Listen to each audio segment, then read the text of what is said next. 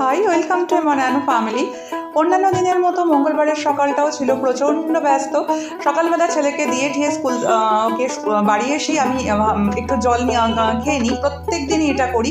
কারণ হচ্ছে তুমি সারাটা দিন যে কাজ করবে তার জন্য নিজের শরীরটাও ভালো রাখাটা ভীষণভাবে প্রয়োজনীয় বলে আমি মনে করি।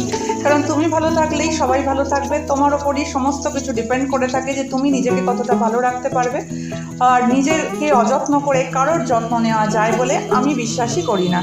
যাই হোক, প্রত্যেক দিন আমি এক এক দিন এক এক রকম জল খাই, তবে তার মধ্যে একটা জল কমন থাকে, সেটা হচ্ছে পাতিলেবু দিয়ে মধু মিশানো জলটা। ওটা আমি এখন বলে না, ওটা আমি বহু আগে থেকে খাই। তো সেটা যেই সোজা চলে এসেছিলাম রান্নাঘরে আজকে একটু টমেটো দিয়ে, একটু পেঁয়াজ দিয়ে, একটু মসুরির ডাল পাতলা পাতলা করে করবো ঠিক করেই নিয়েছিলাম। তো সেজন্য মসুরির ডালটা আমি সেদ্ধ করে রেখেই গেছিলাম, কারণ আমি আসার পর এত ব্যস্ত হয়ে থাকি, তার উপর কদিন আমার দিদিও আসছে না। তো সেজন্য এসে একটু রান্না ঠান্ডা বসালাম, ঘরটা পরিষ্কার করলাম, করে এখন আমি একটু চুলে তেল দেবো। এটা অলিভ অয়েল আছে, এটা নারকেল তেল আছে, পাতিলেবু।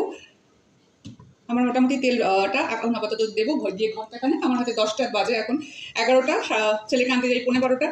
তো তোমরাও গিয়ে দেখতে পারো, চুল কিন্তু মোটামুটি ভালোই থাকে।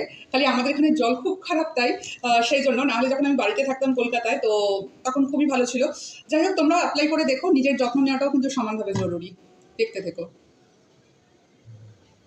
যাই হোক, যেহেতু দিদিও আসছে না, সেই জন্য সবটাই আমার ওপর পড়ে গেছে, সেজন্য আমার 1 মিনিট দাঁড়ানোরও টাইম হয় না। তবে সেটা করতে করতে আমার মনে হয় নিজেরও কেয়ার করাটা ভীষণভাবে জরুরি। তো সেই করতে করতে আমি যখন রান্না করি, আমি ওই 1 ঘন্টা টাইম হাতে পাই। ওই সময়টাতে আমি হয় কখনো চুলে তেল, বা কোনো দিন দই, বা কোনো দিন যদি মনে হয় হেনা, এগুলো করি। আমি ওই 1 ঘন্টা সময় চুলে রাখি।